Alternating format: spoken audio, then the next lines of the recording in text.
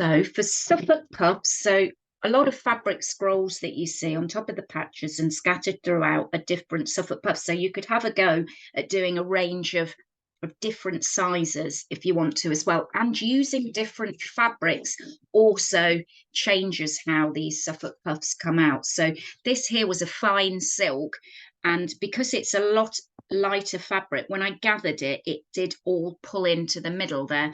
Whereas this one that's slightly thicker cotton, you've got that slight gap in the middle, which I think can look nice as well. I'll show you some examples on Pinterest if you haven't already as well in a little bit. So depending on what look you want, you can just do a running stitch all the way around the edge and pull it in, which would mean that you'd have a frayed edge in the center of your Suffolk puff. But what I tend to do is fold as I go a half a centimetre, a rough half centimetre seam allowance to the back. So if your fabric is patterned and has a right or wrong side, hold it with the wrong side facing up to you, and we're folding over the seam allowance to the back here like this. The other thing is, rather than using just a sewing thread, a fine sort of machine sewing thread, I'd use something like your embroidery floss, perhaps 2 or 3 ends, or some Sashco or pearl cotton, so that when we pull the gather in, the thread doesn't snap. So I've just simply put a knot in the end, and I'm going to do a running stitch all the way through the folded seam to the front there. So I'm just doing a half a centimetre seam allowance, and I'm just doing a running stitch all the way around the edge. So if you just cut your thread, I mean, I normally work with a sort of 50 centimetre length of thread, but you just basically want it long enough to get all the way around the edge there. So I'm just going to machine around the hand sew around the edge back to the beginning. So just to show you here, you can create all different sizes of them. And these ones here, I popped a button over the center of it. So that's something you might want to do when you've made them. So these ones here, the circles were about twice the size of this, the diameter of the finished sort of Suffolk puff. So this one here that's finished at sort of 11 centimeters diameter, I would have cut sort of a 22 centimeter circle, more like a dinner plate. So just remember that they do shrink by about half the size. So I've now got back to where the beginning there. So my knot's here, and I'm just back at the beginning. So if I gently pull, it'll gather the circle inwards. Careful not to pull too tight to start with. You don't want to snap your thread. This is quite a thick cotton, so I need to sort of just ease the gathers around there. And that's as simple as it is really to do your first Suffolk puff there. So once you've sort of pulled it and gathered it, you can flatten it down with your fingers and just even out the gathers. And then you just take your thread through to the back and you can tie that off. What's just come up is if you're using something like a thicker fabric, Ruth Singer's examples on Pinterest are a good example of this. She uses a velvet. So because that is so much thicker, it almost only gathers to this sort of shape here. So in which case you could always pop another spot of colour or a bit of lace or anything like that in the inside, so that you see that sort of poking through.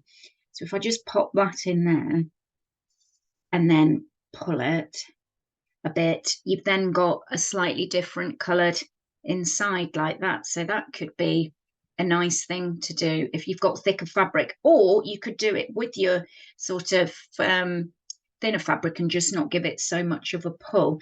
But once you've got it to where you want it to go, I just take my needle through to the back and sort of anchor that off. You can then sort of create a cluster of them, a gathering of them, and then sort of add them to your scroll as and when you want to use them. So these two here, I just sewed on with a little slip stitch.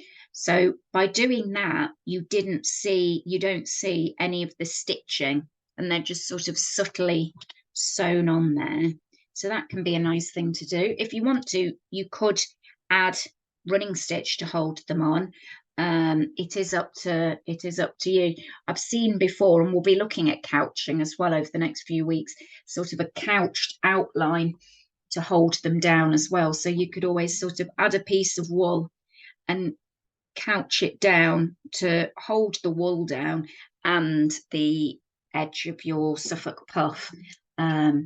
So have a play around with different sizes, different colours, different textures, and then once you've got a few, you can sort of start adding those to your scroll.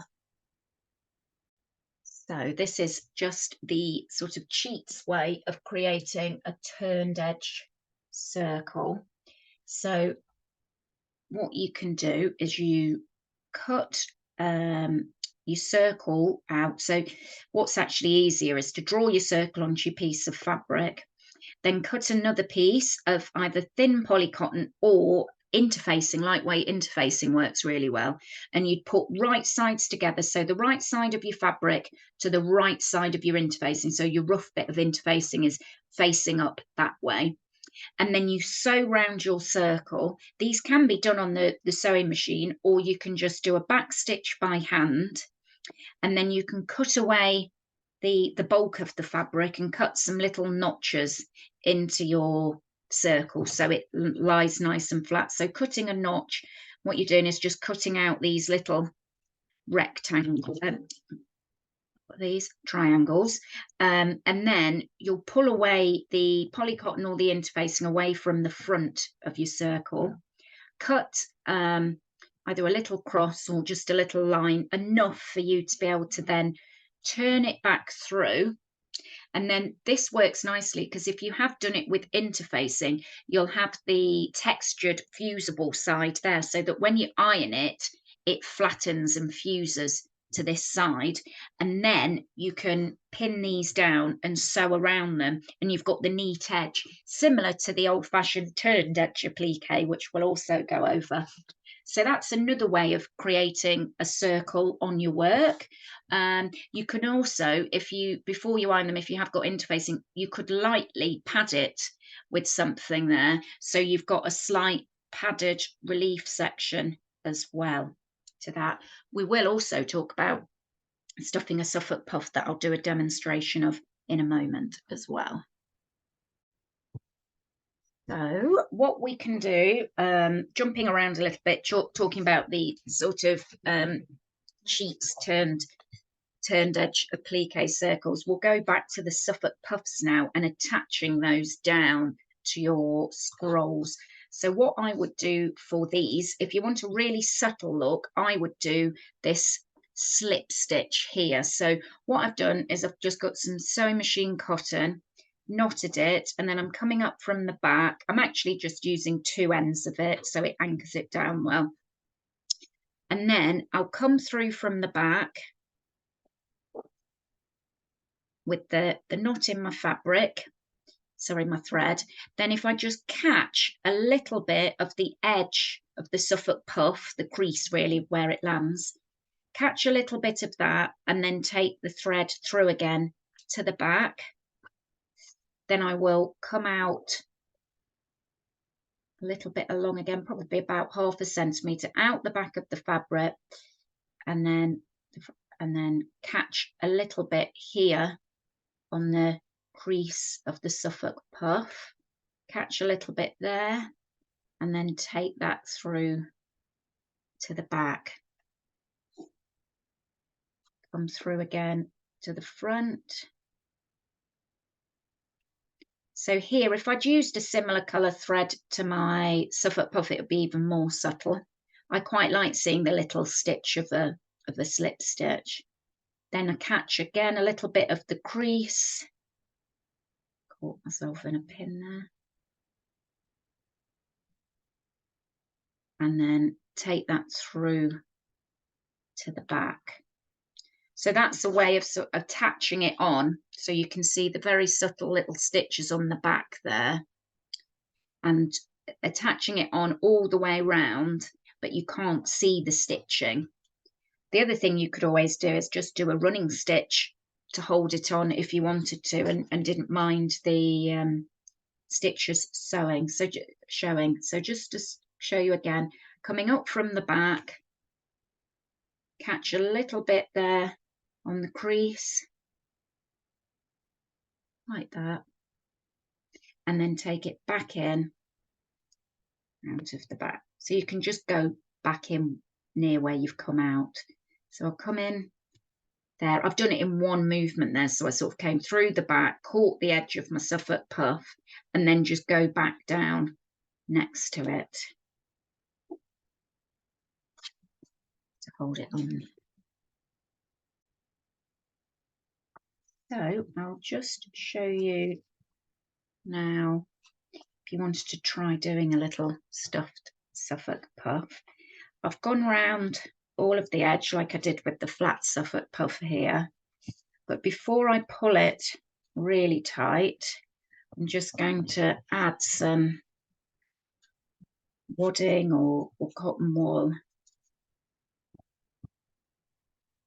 into here.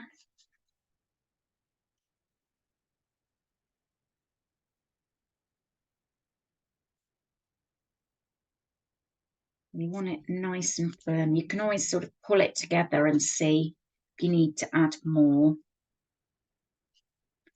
You sort of want it to pull but not be left with any puckered bits. I might just add a little bit more to this one here. And then once that is nice and padded, you pull it together like that. Actually still get a little bit more in there so there's not any gaps. So I'll just undo that a little bit.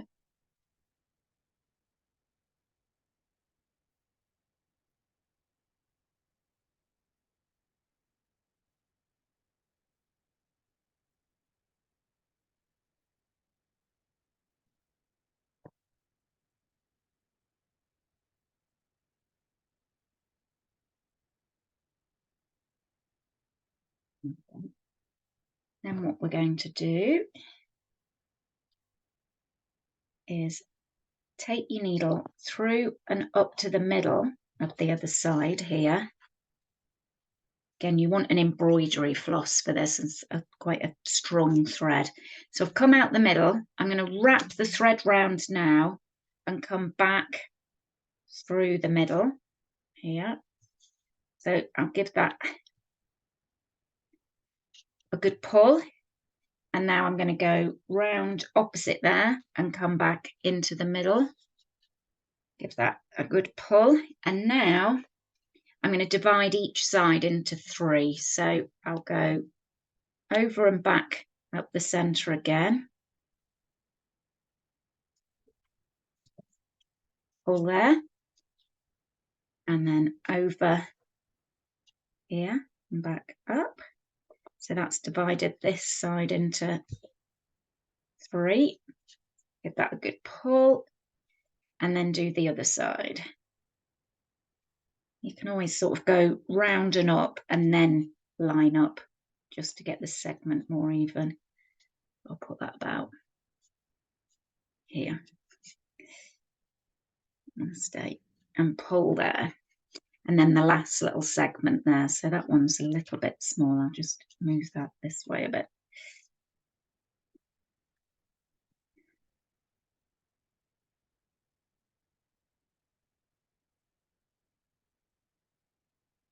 And then round and up for the last one.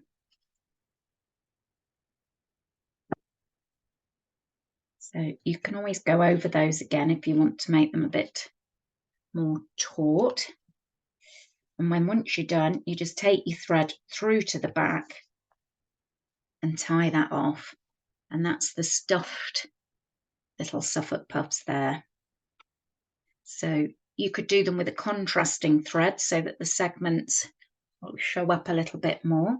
And you could add those to your scrolls if you're happy to have it as a hanging piece rather than rolled up. It might be a little bit too padded. So that's the two ways to do the Suffolk puffs there.